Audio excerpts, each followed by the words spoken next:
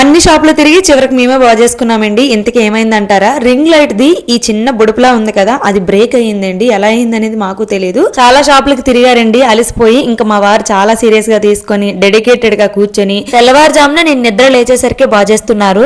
ఒకవేళ షాప్ లో ఇచ్చిన ఇంత బాగా రెడీ చేసి ఇవ్వరేమోనండి, అంత బాగా ఫినిషింగ్ చేసి నాకు ఇచ్చారు. ఈ వీడియో యూట్యూబర్స్ కి బాగా యూజ్ అవుతుందండి. మీకు ఎప్పుడైనా ఇలా రింగ్ లైట్ డ్యామేజ్ అయ్యిందా, అయితే మీరు ఎక్కడ బాగు చేసుకున్నారు, దీని స్పేర్ పార్ట్స్ ఎక్కడ తీసుకున్నారు అనేది తప్పకుండా నాకు కామెంట్ చేయండి. ఒకవేళ మీకు కూడా దొరకపోయి ఉంటే ఇలా ట్రై చేయండి. పర్మనెంట్ గా కాకపోయినా టెంపరీగా వర్క్ అవుతుంది. చాలా నెలలు అయ్యిందండి వీడియో షూట్ చేసి. ఇప్పటికే ఈ రింగ్ లైట్ ని ఇలానే యూజ్ చేస్తున్నాను. ఎంతో పెద్ద వర్క్ అయితే గానీ బయట వాళ్ళని పిలమండి. ఇలాంటి చిన్న చిన్నవన్నీ కూడా మా వారే చేసిస్తూ ఉంటారు. చెప్తే గొప్పలని కాదు కానీ మా వారు ఆల్రౌండర్ అని చెప్పొచ్చు. నేనైతే మా వారి దగ్గర చాలా విషయాలు తెలుసుకోవడంతో పాటు నేర్చుకున్నాను కూడాను. ఎవరో వస్తారు ఏదో చేస్తారని ఆలోచించకుండా మన బుర్రకు పదును పెడితే మనం చేయలేదంటూ ఏమీ ఉండదని చెప్తారండి. ఇంతకీ మీరేమంటారు? అమ్మయ్య, నా రింగ్ లైట్ రెడీ అయిపోయిందో.